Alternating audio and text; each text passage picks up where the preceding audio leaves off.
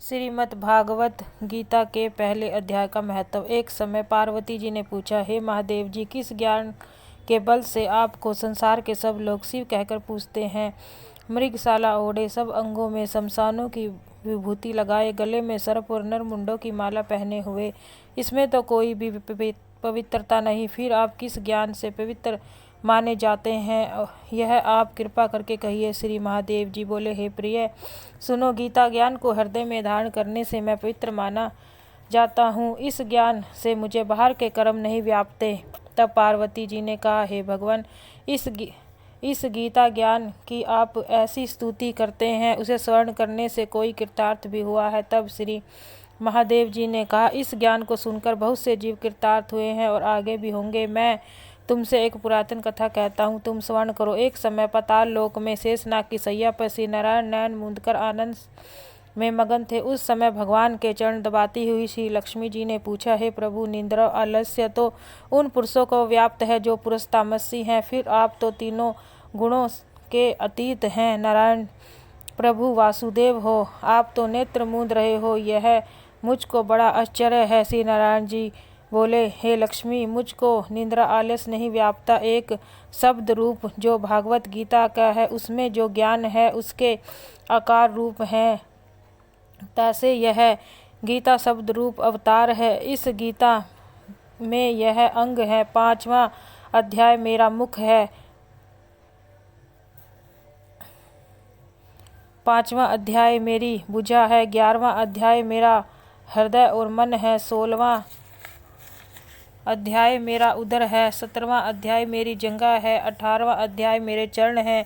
गीता के सब सरलोक ही मेरी नाड़ियाँ हैं, और जो गीता के अक्षर हैं वही मेरे रोम हैं। मेरा ऐसा शब्द रूपी जो गीता ज्ञान है, उसी के अर्थ में हृदय में विचार करता हूँ और बहुत आनंद को प्राप्त होता हूँ। लक्ष्मी जी बोली, हे नारायण जी, अब आप श्री गीता जी के इतना ज्ञान है तो उसको सुनकर कोई जीव कृतार्थ भी हुआ है, सो मुझसे कहो। श्री नारायण जी ने कहा, हे लक्ष्मी, गीता ज्ञान को सुनकर बहुत से जीव कृतार्थ हुए हैं, सो तुम भी श्रवण करो। एक शूद्रवर्ण प्राणी था जो चंडालों के कर्म करता था और तेल स्वर्ण का व्यापार करता था। उसने एक बकरी पाली। एक दिन वह बकरी चराने वन में गया और वृक्षों के पत्ते तोड़ने लगा।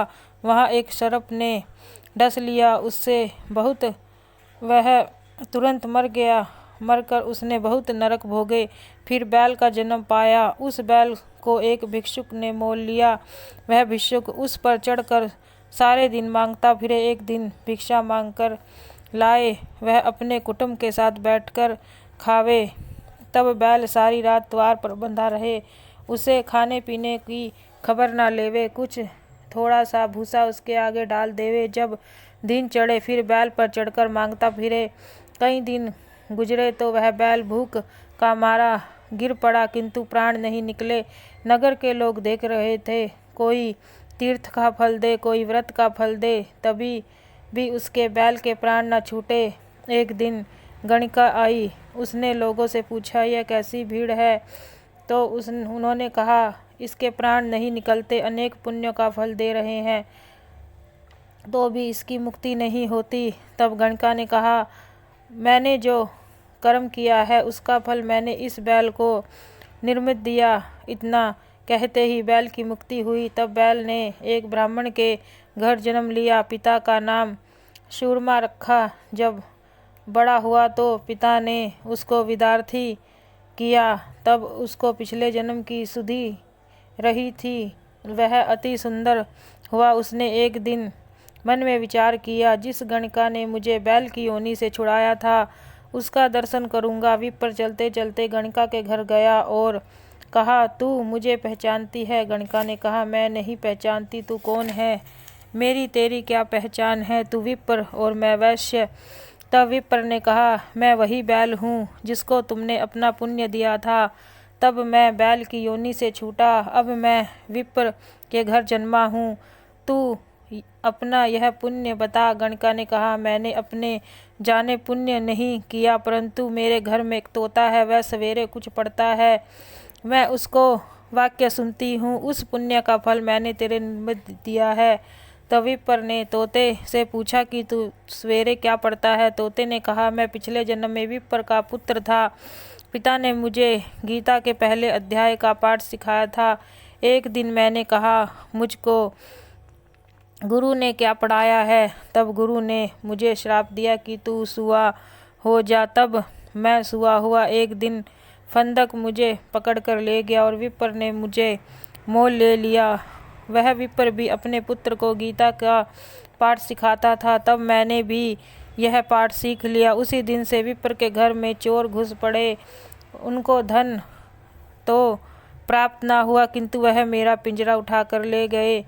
उसकी यह गणिका मित्र थी। तब मुझे इसके पास ले आए। सो मैं नित्य प्रातः गीता जी के पहले अध्याय का पाठ करता हूँ। वही यह गणिका सुनती है, पर इस गणिका की समझ में नहीं आता।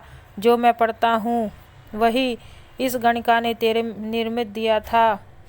वह श्री गीता जी के पहले अध्याय का पाठ का फल है। तब विप्र ने कहा, हे तोते, तू भी विप्र है।